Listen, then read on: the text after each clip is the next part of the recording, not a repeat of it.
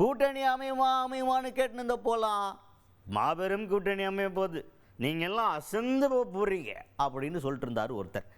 அவர் கூட இப்போ கூட்டணி சேர்ந்ததை பார்த்ததுக்கப்புறம் ஊருக்குள்ள நேரம் ஓஹோ அந்த அசந்து போகிற கூட்டணி தான் நாங்கள் அப்படின்னு கேட்குற அளவுக்கு ஒரு கூட்டணி ஒன்றும் ஃபார்ம் ஆகிருக்கு.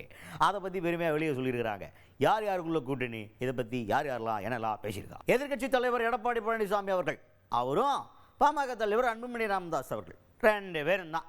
பாமகவும் அதிமுகவும் இணைந்து கொண்டது, கூட்டணி வச்சுக்கினாங்க. அதை சொல்லியிருக்கிறார் எடப்பாடி பழனிசாமி அவர்கள்.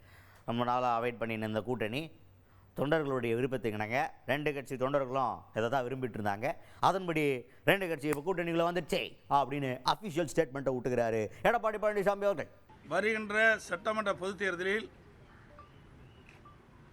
ஏற்கனவே அனைத்து இந்திய அண்ணா திராவிட முன்னேற்ற கழகம் பாரதிய ஜனதா கட்சி கூட்டணி அமைக்கப்பட்டு விட்டது. தற்போது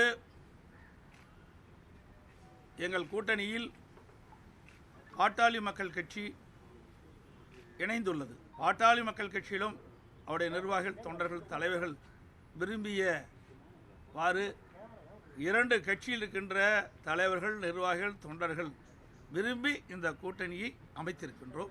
எங்களுடைய கூட்டணி வெற்றி கூட்டணி. பாமக தலைவர் அன்புமணி ராமதாஸ் அவர்கள் அடுத்ததாக எடப்பாடி பழனிசாமி அவர்களுக்கு அப்புறம் பேசினார்.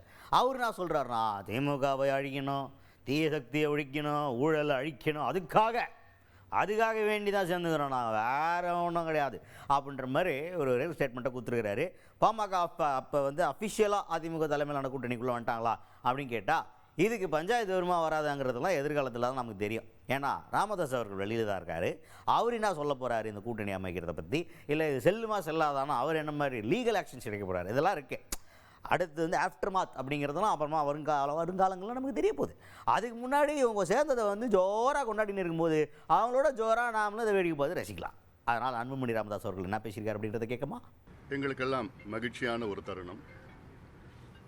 எங்கள் தொண்டர்கள் எல்லாம் அவர்களுக்கு எதிர்பார்த்த கூட்டணியில் நாங்கள் சேர்ந்திருக்கின்றோம்.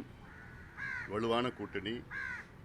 எங்களுடைய நோக்கம் மக்கள் விரோத திமுக ஆட்சி, ஊழல் செய்கின்ற திமுக ஆட்சி, பெண்களுக்கு எதிரான திமுக ஆட்சி, சமூக நீதிக்கு எதிரான திமுக ஆட்சி, அரசு ஊழியர்கள், மீனவர்கள், மாணவர்கள், தொழிலாளர்கள், அத்துணை உழைக்கின்ற வர்க்கத்திற்கு எதிரான ஒரு ஆட்சி, ஊழல் ஆட்சி நடைபெற்று கொண்டிருக்கிறது திமுக ஆட்சி. அதை அகற்ற வேண்டும் என்ற நோக்கத்திலே அதிமுக தலைமையில் ஆன கூட்டணியில் நாங்கள் இணைந்திருக்கின்றோம்.